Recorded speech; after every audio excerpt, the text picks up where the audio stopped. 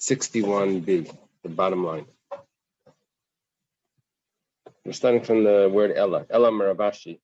Rather, Ravashi says, Rav Chisda v'Rabba b'hai krok mifugi. Rav Chisda and Ravashi Rav Chisda and Rabba are arguing about the following pasuk. Now, what happened over here was that if the shechita of a Korban Pesach was done correctly and it was done for people that had a bris.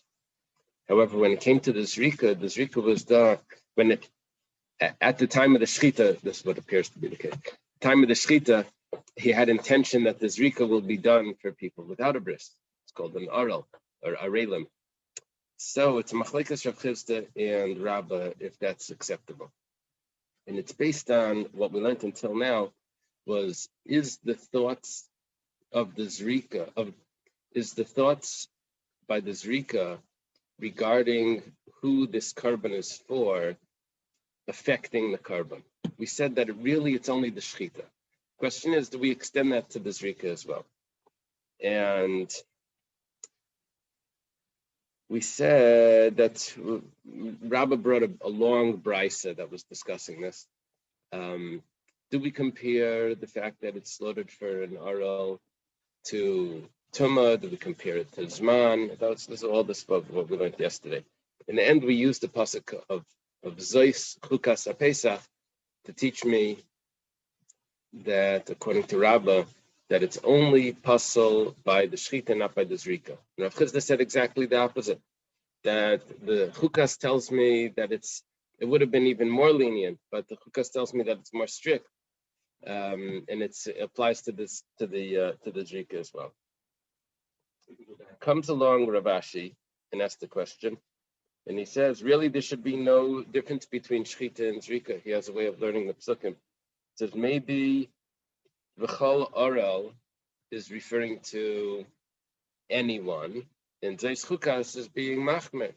And even if there's kol oral meant that everyone needs to be arelim for the korban to be pasul, and zeis chukas tells me that it's only going to be pasul if everyone is an oral by the shechita and the zrika.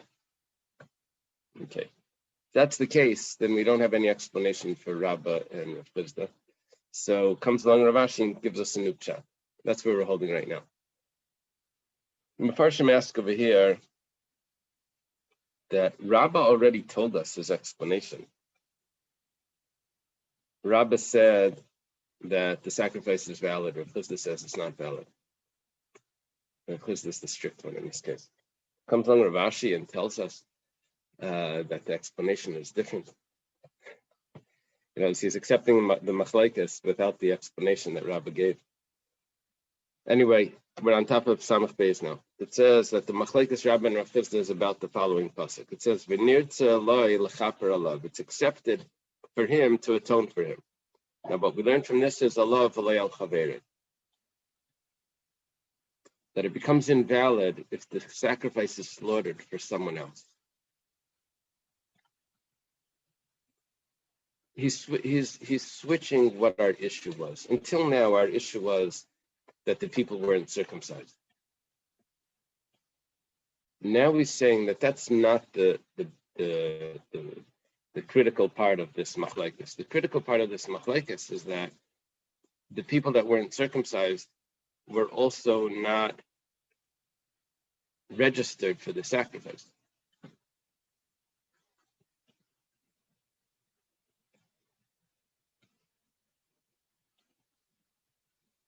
Rabba Savar, Rabba holds, Chaveri Dumididei.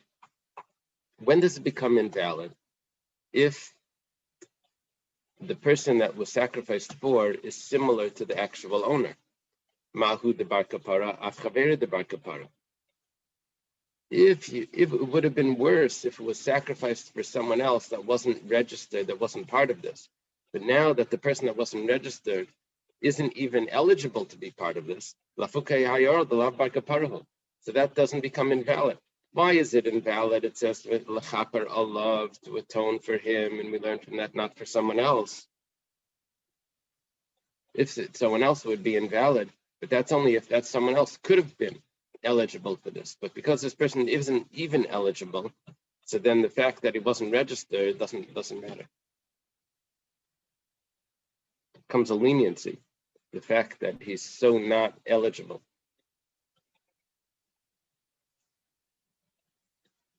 Okay. And Rav Chisda Savar, Hi Aral Nami. Rav Chisda says no. Rav Chisda sort of accepts Rabba's logic, but he just adds one point. He says, Hi Aral Nami, Kivan de Bar Chiyuvahu Bar Kaparahu. You're right, he's not really eligible, but that doesn't mean that he's not a Bar Chiyuv. In other words, he wasn't circumcised, so therefore he can't eat from the sacrifice. He can't even send the sacrifice. But that doesn't mean he wasn't obligated to. He was obligated to. He just can't because he wasn't circumcised. But hayol di boy misaken nafshay. But since technically, if he would go and get a bris, this is theoretically, if he would go get a bris, then everything would be fine. So he's not considered someone that's not eligible, because if he would go get a bris, he would be obligated to go ahead and do this. So he's considered v'lo al chaveri. He's considered that the sacrifice was slaughtered for someone for not the right person. The machlokes here, Rav and Rav Chisda, is when you have someone that right now can't bring a sacrifice, and the sacrifice was slaughtered for him as well, or the thoughts of sprinkling the blood was for him as well. Does that invalidate the sacrifice? So Rav Chisda says that it does, because since this person could theoretically become obligated to bring the sacrifice if he would go right now and get a circumcision, so then he's considered, because theoretically he could, so then he's considered like Layal Chaveri, that it was slaughtered for the wrong person. Not slaughtered, the blood was sprinkled for the wrong person. What's happening is we've introduced the concept of Hayel into Rav Chisda's logic, that since he was able to theoretically go and do this, we consider like as if it was. The Gemara asks, Rav Chisda Hayel? Does Rav Chisda actually hold of this concept of Hayel, that since theoretically he could go get a circumcision, so he's considered like he has the circumcision, and therefore he's considered like the person that the pasuk is referring to when it says don't slaughter it for someone that wasn't registered. But we have a statement. We had this earlier. If someone bakes from Yom Tov for a weekday, it's on Yom Tov, and he bakes for after Yom Tov. Rav Chisda Amar Leika, Rabba Amar Eina Leika. Rav Chisda says he gets malchus. Rabba says he doesn't get malchus. And what was the logic that we used there? He was baking on Yom Tov, which usually you're allowed to bake on Yom Tov. The problem is that this baking was after the meals, and it's close to the end of Yom Tov, and he's not going to eat from it. So it's really just baking for after Yom Tov. Rabba Amar Eina Leika. Rabba says he doesn't get malchus. Well, I know he's not going to eat from it, but maybe some guests are going to show up right before the end of Yom Tov, and he's going to need something to serve them. So he wasn't expecting them to come, and they didn't say they're coming either. But since theoretically, if someone would come, he'd be able to serve it, so therefore he doesn't get malchus for cooking, and so loy lucky, he doesn't get malchus. Rav Chisda Malaika, Rav Chisda says no, we don't say hayel. What we're seeing is that Rav Chisda doesn't hold of hayel. Rav Chisda doesn't hold of hayel since theoretically the situation could change, so therefore we consider it changed already. So why does Rav Chisda say hayel when it comes to the Korban Pesach? That someone that doesn't have a bris, we say hayel that he could go get a bris, so he's considered like the person that it wasn't supposed to be shechted for, because it wasn't registered. The Gemara says Bishlam the Rabba like kasha. You see, we missed one point in this discussion. Rabba by us, by the Korban Pesach, he doesn't say hayel. He says, look, the guy's not eligible. He's an Aral. He's uncircumcised. He's not eligible to be part of the sacrifice anyway. when it says "V'nir tzalei l'chaper alav," and the Gemara tells us "Alav v'lei al chaverei," that it has to be slaughtered for this person, not for his friend. When we say that there needs to be a comparison between him and his friend, Rabbah says that, well, that's not referring to the Aral because he's not eligible anyway. We don't say that since the Aral could go and get a bris. No, the Aral wasn't part of this pasuk. He wasn't the exclusion here. The exclusion was other people that could have joined and they didn't, and now you sprinkled the blood with them in mind. So Rabbah doesn't say Hayel. Comes Yom Tov, and Rabbah says that if someone cooks on Yom Tov for the weekday, he doesn't get Malchus. Why not? Because theoretically people could have come. All of a sudden, Rabbah holds of Hayel. Over there, he didn't say Hayel, he can get a bris. And over here, he says Hayel, guests can come. Bishlam the Rabbah lekasha. You can understand why it's not a question on Rabbah. By the Aral, you have to go and do an action. You have to perform a ceremony, a circumcision. Over here, you don't have to do any action. The guests just have to show up, and you put the food in front of them. There's no action. There's no real action. I mean, yes, they have to walk, but maybe that's not a considerable action. There's action on the person. That's interesting.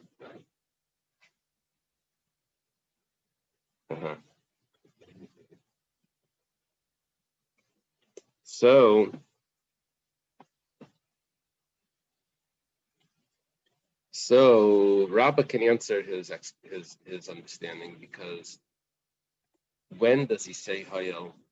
Only when nothing really needs to happen here. So theoretically, yeah, someone could come up. How do we know? But to say Hayel, that I'm going to go and change and get a circumcision and all of that, that's a big deal. Ella the Rav Chisda kasha. But Rav Chisda is a very strong question, because the logic works exactly against him. Rav Chisda says that I say Hayel since he could go and get a circumcision, and I don't say Hayel on Yom Tov, that maybe guests are going to show up. That's the logic, is exactly the opposite. I say that since he could go and get a circumcision, so therefore he's considered chaverei, that the sacrifice can't be slaughtered for. And when it comes to Yom Tov, we don't say that that maybe guests are going to show up. Amri, the Gemara answers, Ki leslei l'Rav Chisda Hayel l'kula, l'chumra islei. The Gemara gives an interesting answer. On Yom Tov, Rav Chisda was being strict. He was saying that I don't say that guests are going to show up, and therefore you get it. And therefore you get Malchus. Because he's being strict. I don't say Hayel l'chumra. I don't say Hayel l'kula. I say it only l'chumra. What's going to happen by Hayel, by the Korban Pesach? If I say Hayel, then I'm going to say that the Korban Pesach is possible.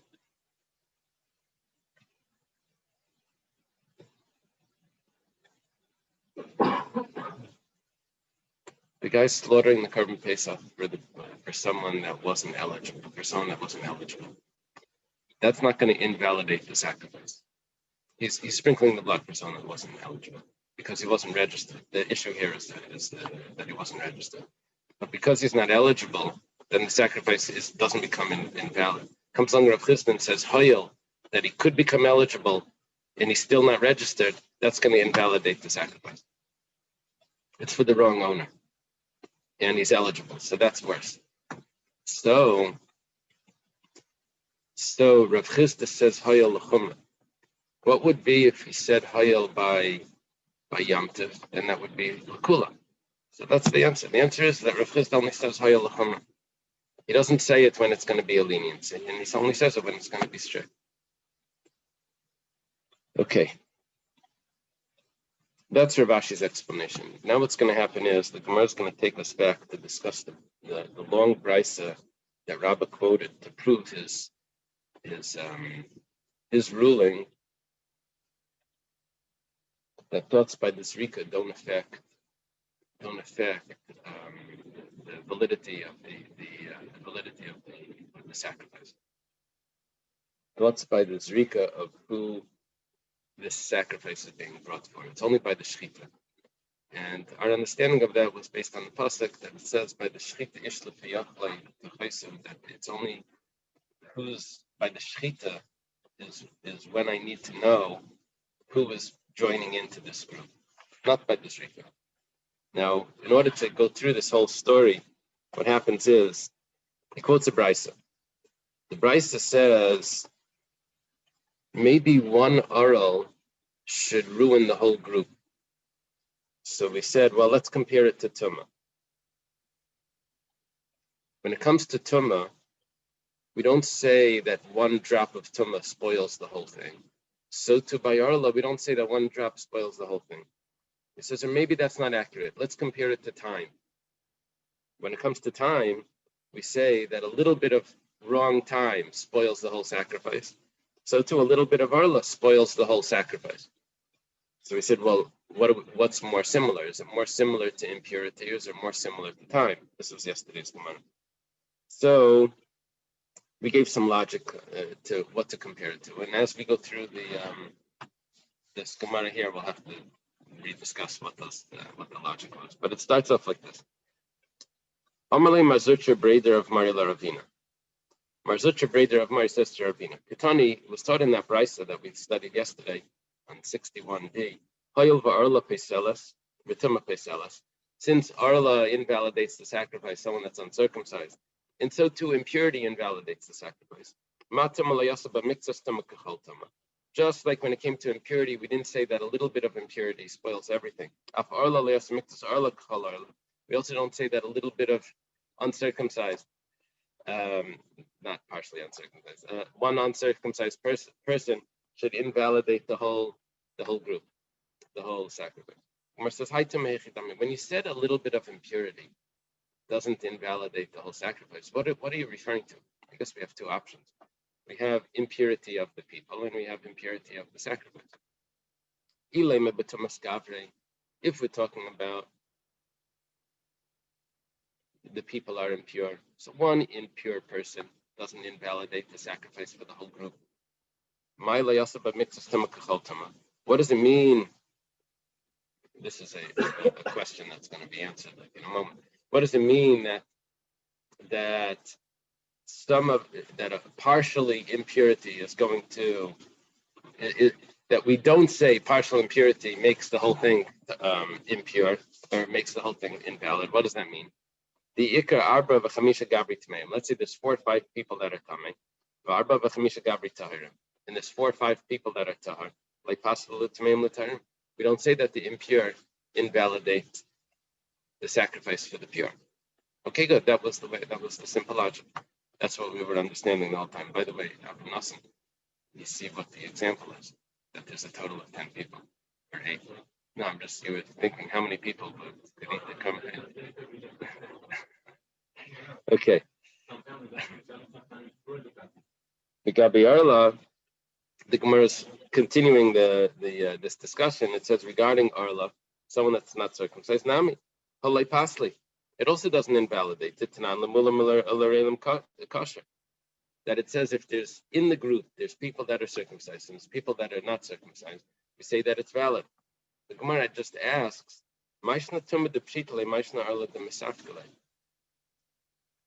we're learning from Tumah, from impurity, that if there's one person that's Tameh, he doesn't invalidate the whole group. So too, we're now going to learn a Chiddush. So too, if there's one person that's not circumcised, it's not going to invalidate the whole sacrifice for the group. It makes it look like this. We know that this is how it works by Tumah. And now we're learning it by Arla. How did you know by Tumah more than by Arla? You don't have a source that this how works for Tumah more than you have for by Arla.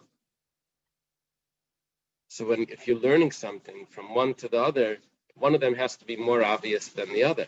And that you don't have that. So the Gemara says, Ela b'tumas basar. We have to switch the pshat. We're talking about tumas basar, that a little bit of basar, a little bit of the flesh became tamei, We don't say that the whole sacrifice is tummy. What does it mean that we don't make a little bit of impurity as if the whole thing is impure? Because if one of the limbs of the sacrifice becomes tamei,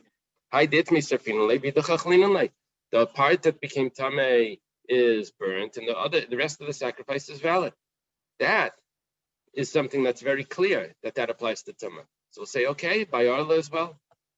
How are you establishing?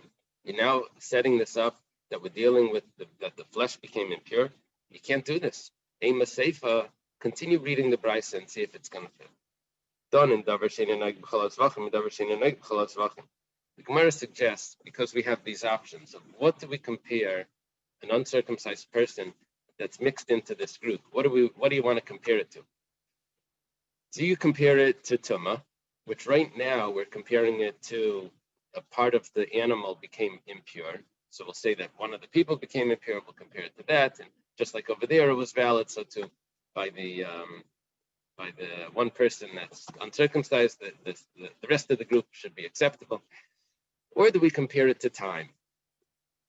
If someone slaughtered the sacrifice with intentions that he was going to offer part of the sacrifice, not the whole thing, just part of it, the whole sacrifice becomes, out of the allotted time, the whole sacrifice becomes invalid.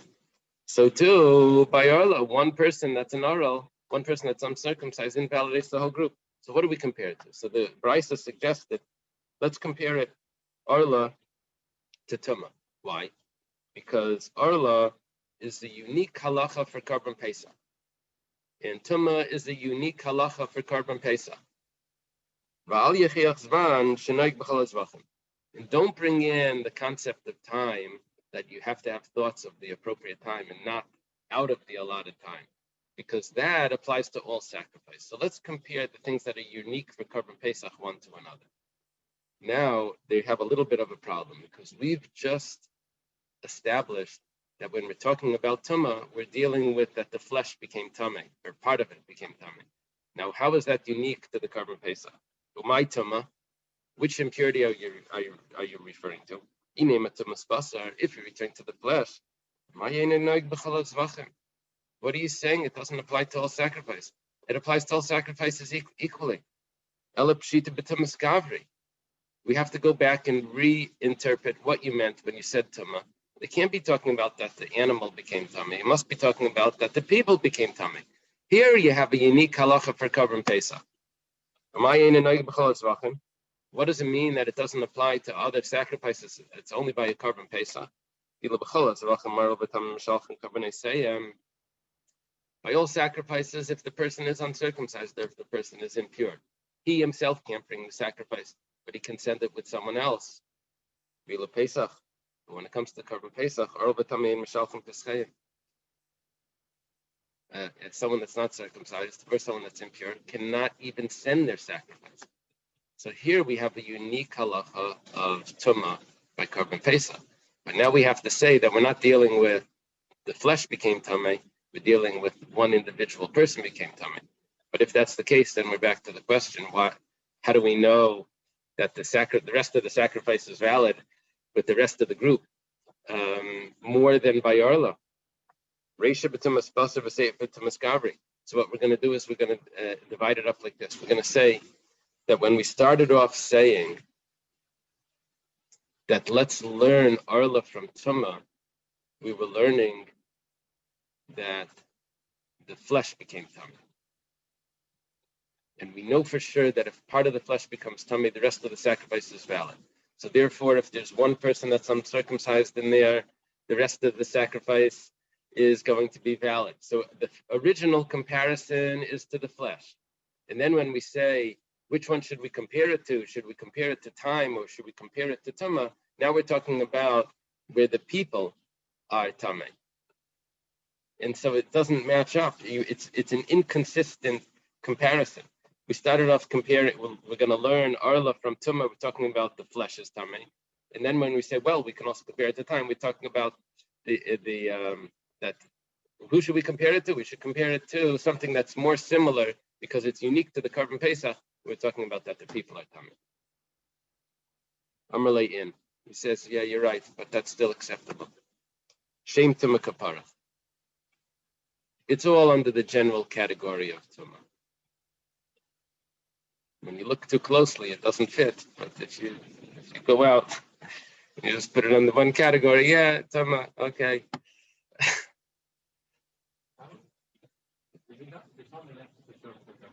Right. And you can't send it either. One guy shows up to the group. Yeah. They show up and they say, the people tell them, what are you doing here? So what's the problem? I said, what do you mean? You're tummy. Yeah, it is. I said, oh, we're tummy? Oh, we didn't realize. So what do you mean? You went into that house? Okay. Iba Yasema, let's do another pshat. If you want, you can say differently. Seifanami b'tumas basar. We can keep it consistent. We can say we're talking about, when we're speaking about impurity, we're speaking about that all the flesh is not all the flesh. Consistently, that we're dealing with that the flesh is impure. The only problem with saying this, that part of the flesh is impure, the only problem with saying this is that why is this anything unique to the Korban Pesach? The Brisa clearly said that we need to compare Arla to Tumah because that's unique to the Korban Pesach. What does it mean that it's unique to the Korban Pesach when it's really not? We have a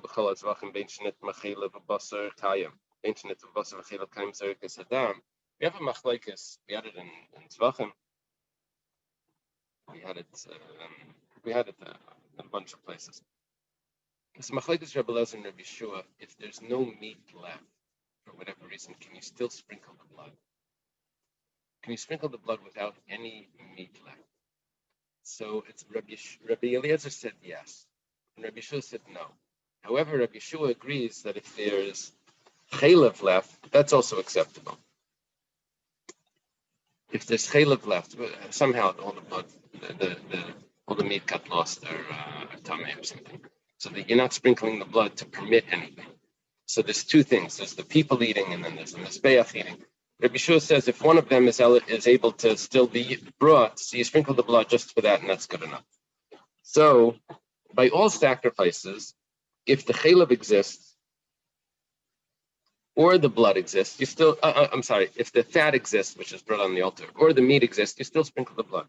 Vila b'Pesach, however, when it comes to the Korban Pesach, in Rabbi Yeshua's opinion, nitma chaylev, if the chaylev became tamei, ubasar kayam, but the flesh is still there, the part that's eaten is still there, still pure.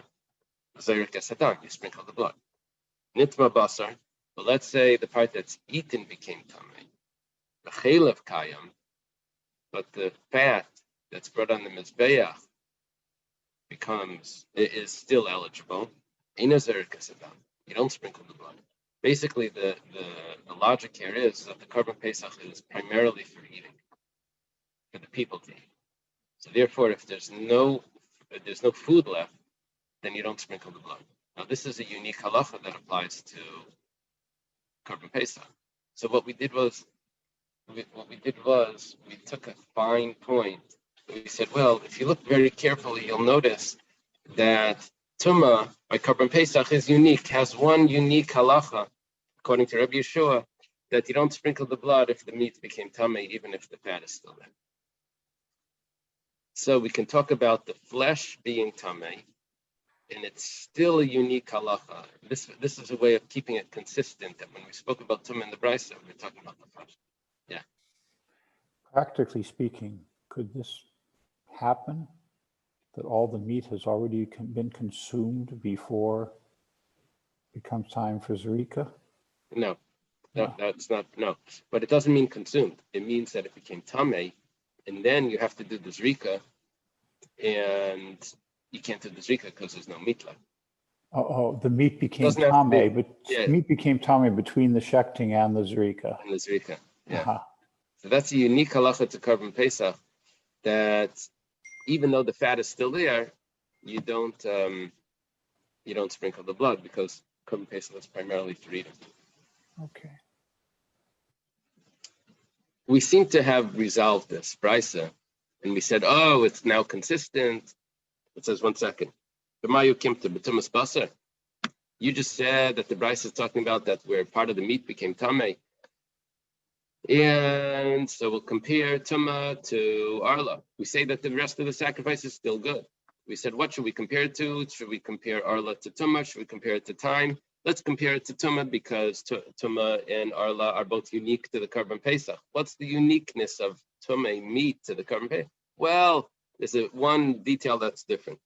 But now let's read further. Ema Seifa. Donin davar shleihuter mechlale, midavar shleihuter mechlale. The Gemara says, or maybe we should look at this differently. Let's say that Arla is never permissible by a Korban Pesach. You never find any leniency in all the books about Arla by Korban Pesach. In other words, whenever an Arla is prohibited, you never find, there's an exception in such a case. You don't find that. And let's learn that that's more similar to Zman. Zman we saw it, so we're talking about Pigel. That you never find that there's any leniency in Pigel. However, but when it comes to impurity, the Gemara says that's so different because that has an exception to the rule. And we thought that what would be the exception? That if all the people are tamei, you still bring the sacrifice. The only problem is that that works great. That's a great logic. That Tumah has a special leniency that doesn't apply to Arla and Zman. The only problem is that when we did that, we've translated the word Tumah to meaning that the people are tamei, which is not consistent with the way we just explained the brisa that the flesh is tamei. In other words, we had the beginning of the brisa. We said let's say it's talking about the flesh. That was the best one to say. Flesh is tamei. Then we speak about the comparison to Tumah and Arla. We said, well, that would be better if it would be that's unique to the Korban Pesach. That would be the people are tamei. Iba Yisema, if you want, you could say it's also the flesh is tamei. And well, there's a detail there that's unique to Korban Pesach. Now we say, no, let's compare Arla to Zman because Tumah is so different. Where is Tumah so different? Now we have to say that it's the people are tamei, not the flesh. There's ever a heter to eat the Korban Pesach that the Korban Pesach itself is tamei? No, it's only when the tzibur is tamei. B'mai, what are we talking about? If you're talking about the flesh, which that's you've been trying to say the whole half a page of Samach Beis Amud Aleph, you're trying to say that it's talking about that the flesh is tamei. The flesh is ever exception that it becomes permissible to eat tamei korban flesh. The heter that we know about is when the people are tamei, and if the majority of the congregation is tamei, you're allowed to bring the Korban Pesach. When do we say that you have to make a Pesach Sheni? That's if an individual is tamei. But if the whole community is tamei or the majority is tamei, then Tumah Hutra or Dechuya B'tzibur, you're allowed to bring the Korban Pesach. And where it doesn't become permissible, that's B'tzibur. What comes out is an inconsistency in translating the words of the brisa. What comes out is that you're talking about the whole time you're comparing Arla to Tumah, you're talking about the flesh is tamei. When it comes to end of the brisa, you're talking about the people are tamei. The Gemara says, you're right. Shem Tumah kapara. Don't focus in so much. Just talk about the general concept of Tumah. Yes. It's on the general topic, and in the beginning of the brisa we're referring to the more specifically to the flesh being tamei, and under the brisa we're talking about the people tamei. But in the general topic of tumah, it all works. It all fits in. Iba yisema kula b'tumas basar. Iba yisema, if you want, you could say that it's very consistent, and the brisa is focused specifically on the flesh being tamei. Behechel hatra. Where was it permissible to eat tamei flesh? B'tumas Pesach, talking about the Korban Pesach, when the people became tamei, you're allowed to eat the flesh that's tamei as well. The Tanana was taught in the Mishnah, Pesach haba b'tumah, nechal b'tumah, shleima ba mitchilasi ala achila. If they allowed you to bring it to tumah, then they're also going to allow you to eat it. Because how could they eat it? When they eat it, it's going to become tamei. It must be that when they allow you to, how can they bring it? The whole point to bring the carbon pesach is to eat it. It's going to become tamei. So that means that you're allowed to eat it even if the flesh is tamei. So what we've just come out from this is that the whole time when the Brisa talks about tumah, it's referring to the flesh of the sacrifice being tamei. And that would be the comparison to Arla. And then we say that, but 1 second, there's a special leniency when it comes to tumah. That could also be applicable to the tumah of the flesh. In a case when the whole community is tamei, the flesh could also be eaten with tumah. Okay, so that was just a way of parenthetical to go back and to explain the brisa that Rabbah quoted in his machlekes on Rav Chisda regarding slaughtering a sacrifice correctly, but having intention that the blood's going to be sprinkled for people that are uncircumcised. And we explain this in different ways. One way of explaining it was, do the thoughts of ownership by Zrika take effect? Another way of explaining it was, the way Rav Ashi explained it, was, does a person that's not even eligible to be the owner anyway, is he go under that category of that you can't have any other owner in mind because he's not even eligible to be the owner? That's a machlekes also, Rabbah and Rav Chisda, according to Rav Ashi.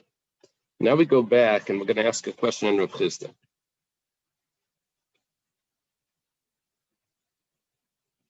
Masav Rav Huna Breder Rav Yeshua. Rav Huna Breder Rav Yeshua has a question. HaPesach Shavar Shnasei. Carbon Pesach is supposed to be within its first year. The problem is that it's born, let's say, a little bit before Nisan. Well, after Nisan, you shecht it. It's about a month and a half old, let's say. A month old.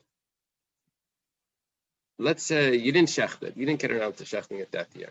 You waited an entire year. The following year, Nisan, it's a year old. What happens to a carbon Pesach that wasn't brought as a carbon Pesach the rest of the year becomes a shlamim. Automatically, that's the default. Carbon Pesach becomes a shlamim. Let's say you then took this shlamim, which was originally a carbon Pesach, and you slaughtered it, and you shecht it on Erev Pesach as a carbon Pesach. You ignore the passport. You ignore the birth certificate of this sheep, of this lamb, and you shechted it as a carbon Pesach on Erev Pesach. Or if you took a regular shlamim and you brought it as a carbon Pesach on Erev Pesach, Rabbi Eliezer Paisel, Rabbi Shua Machshir. Rabbi Eliezer says it's possible, Rabbi Shua says it's kosher. Rabbi Eliezer says it's possible. What Rabbi Eliezer is doing is he's saying that a carbon Pesach has very strict halachas regarding lishmai and needs to be shechted for the right sacrifice. When it's really a carbon Pesach, it needs to be shechted lishmai. If that's the case, then when I bring another carbon in the time of the carbon Pesach, it gets the same stringency as carbon Pesach has, and it needs to be shechted properly, and therefore it's possible. Rabbi Yeshua looks at it differently. Rabbi Yeshua says a shlamim is not so strict. A shlamim that's shechted for a chatas, shechted for a nasham, for a shlamim that's shechted for other things is still valid. The person promised the shlamim, he has to bring another carbon, but the carbon is still valid. It didn't help he made a pledge, didn't help the pledge, but doesn't mean the carbon's not valid. Rabbi Yeshua views it as a shlamim, and he views it as the halachas of a shlamim, even though it's shechted as a carbon Pesach, but that's not what it is. And Rabbi Eliezer views it with the laws of the carbon Pesach, because it's shechted in the time of the carbon Pesach. Taima, what's the reason why Rabbi Eliezer was so strict? Bizmanan, because you took this animal that the default was now a shlamim, and you shechted it in the time of the carbon Pesach. That's why it gets those strict halachas. Hashalai bizmani. But if it wasn't in the correct time, you shechted it on the 13th of Nisan, not on the 14th of Nisan. or on the 14th, let's say in the morning instead of in the afternoon, let's say something like that, then it would be kosher, right? It's a shlamim. That's the default. And you have, even if you have the wrong intention by a shlamim, the wrong sacrifice, it's still valid. That's the first Mishnah or whatever. And Zvachim. Kala Zvachim Ksheim Shal Shman Chutz Me Chatos and Pesach Chatos. B'mai. Why is it valid? Name a hayol lebizmani pasol shlebizmani nami paisol. Very funny question. Rav Chizda held that you say the concept of hayol l'chumra. Hayol that the guy could get a bris. Therefore, the carbon now becomes pasol because you had the wrong owner in mind. Hayol that he can go get a bris. So we're asking based on the logic that Rebbe Lezer gives us. Rebbe Lezer says it's pasol if it's on Erev Pesach itself in the afternoon. But if you do it in another time, it would be valid. We ask, why would it be valid?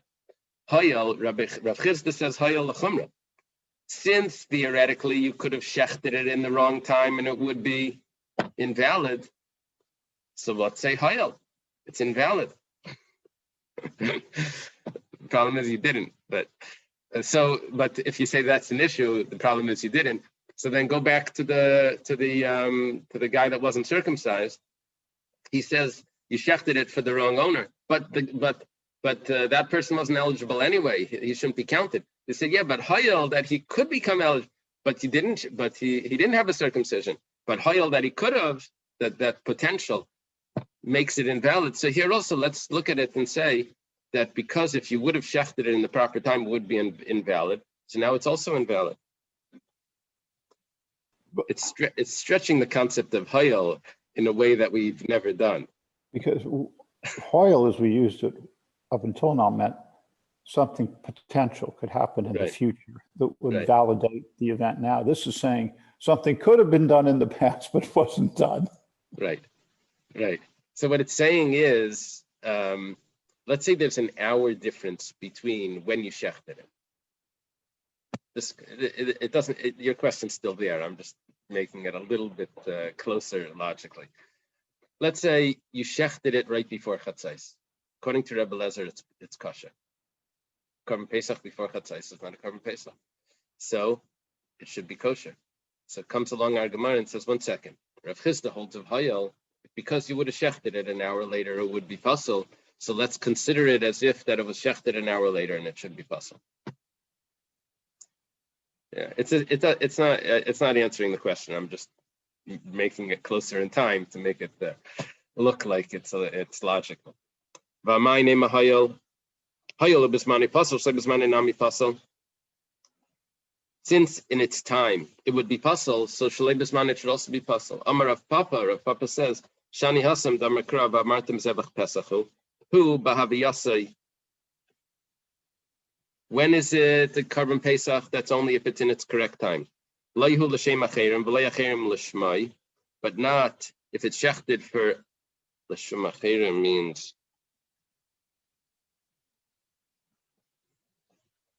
for a Korban shlamim, or a Korban shlamim would be kosher, but you can't shech the Korban shlamim for a Korban Pesach. That's only bismanai, shu pasel. L'shem acherim psulim. 1 second, let me read this again. Amar Rav Papa, Shani Hasim Damakra, Amartim Zebach Pesachu. Who b'haviyasei? It has to be a Korban Pesach. Lo yihu l'shem acherim. You can't be shechted as a different sacrifice. V'lei acherim l'shmai. And not others for a Korban Pesach. Bismanai. That's when it's bismanai. Oh, bismanai shu pasal l'shem acherim. In its time when it would be invalid if it's shechted as a shlamim. So acherim psulim l'shmai.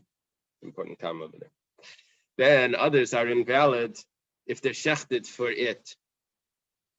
Shalai bizmanai shu kashal l'shem achirim. If it's not on Erev Pesach after Chatzos, where it's valid, if it's shechted, in other words, if it's before Chatzos or if it's on a different day, where it would be valid as a different sacrifice, then achirim ksherim l'shmai, then other sacrifices would also be valid if it's shechted. So in other words, he's saying that I can't say Hayel because I have a pasuk. Don't say Hayel if it would have been shechted in its time. So then it should be considered invalid. Look, Rav Chisda says we say Hayel Chumrah. No, I have a pasuk that says all of these invalidations are only if it's in time. Okay, let's go a drop further. Rab Smalai Yasal Kami de Rabbi Yechanan. Rab Smalai comes in front of Rabbi Yechanan. Rab Smalai is famous for Taryag mitzvahs. At the end of Marcus, it says there's 613 mitzvahs. That's a statement of Rab Smalai. We have him in other places also. Amalei, he comes to Rabbi Yechanan. He says, Amalei Nisan Limar Sefer Yochsin. It's interesting how this Gemara comes in over here. Right now, it has nothing to do with our sugya. He says, teach me Sefer Yochsin. Sefer Yochsin are the brises that explain Divrei Hayamim. And over there, it talks about the lineage of the different families and who's considered a pure Jew, who's not a mamzer, not a mamzer. It has in there, these brises would have all of the secrets about the different families. Amalei mehechanat, he says, where do you come from? Amalei milud, he says, I come from Lud. Vehechan ma'israch, he said, where do you live? In Nardai, he says, I live in Nardai. Amalei eini dainim leila ludim leila Nardai. He says, this is not allowed to be taught to people that come from Lud or to people that come from Nardai. Kol shkein da'at milud ma'israch b'Nardai.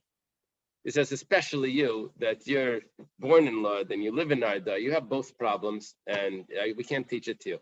Now, what's the problem with this? Rashi says he was just trying to push him away. Another commentary is that these people actually had some sort of defect in their lineage, and it would come out based on these teachings. So he says we don't teach this to people from Lod or from Nardai. Kafye, he forced him. I guess it means he nudged him. Va'arte, and he agrees to teach it to him. Amalei nisnai b'gimel yarchi. So teach it to me in 3 months. Not in 3 months, but the whole time. I want to learn the whole thing in 3 months. Shakal kala pasak bey. He takes a clod of dirt and he throws it at him. This is Rabbi Yechanan to Rab Smalai. Amalei, he says to him, Uma Bruria the base of the Rab Meir. When it comes to Bruria, she was the wife of Rab Meir. Brate the Rab Chanina ben Shradin. She's the daughter of Rab Chanina ben Shradin. The Tanya Tlas Meir Shmaitza B'Yoima. Migimel Meir Rabbasa. She was able to learn 300 halachas in one day. What's the aleph over here?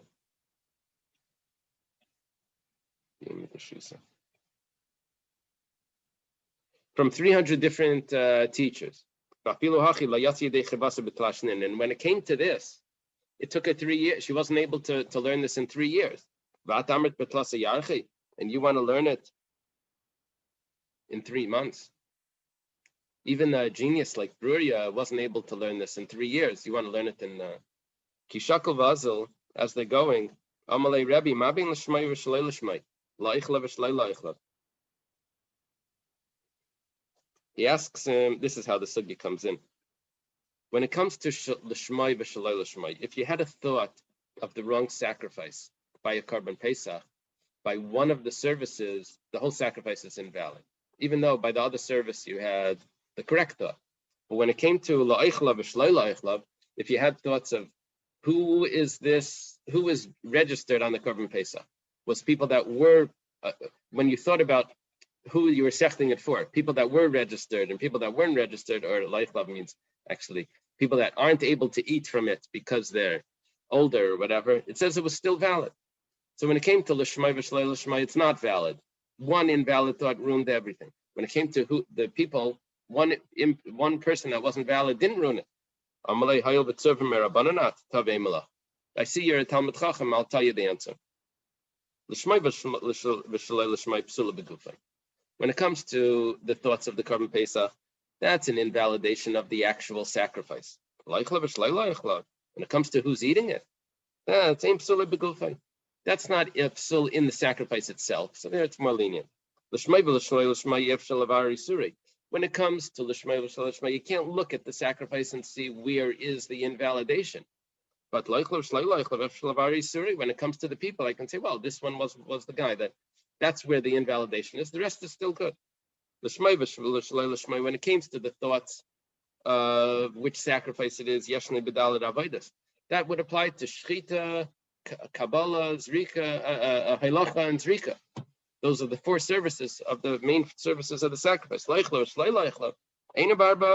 it comes to the thoughts of which people are joined into this, that's only by the shechita. It's like we learned before, not by the zrika and by the other parts. Which sacrifice it is applies to sacrifices that are communal sacrifices or private sacrifice.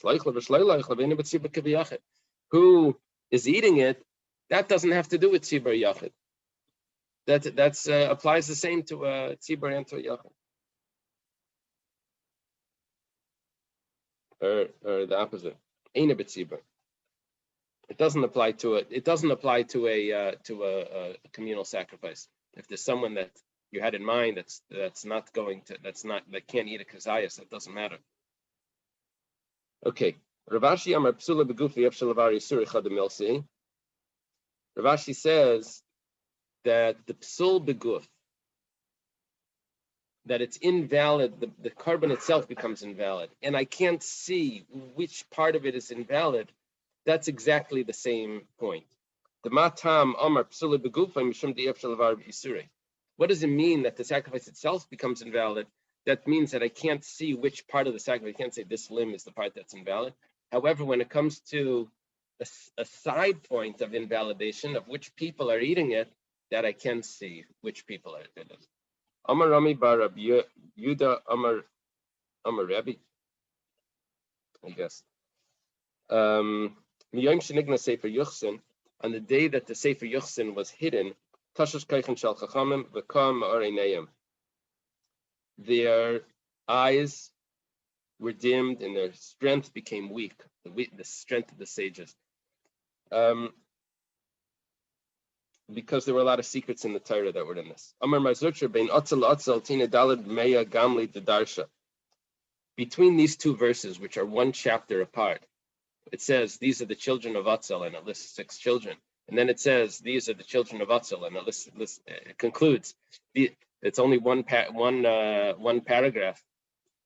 That would take 400 camel loads. Doesn't say of what, probably of oil or of ink, or something, to be able to expound on all of those, the details of those brises that were in there.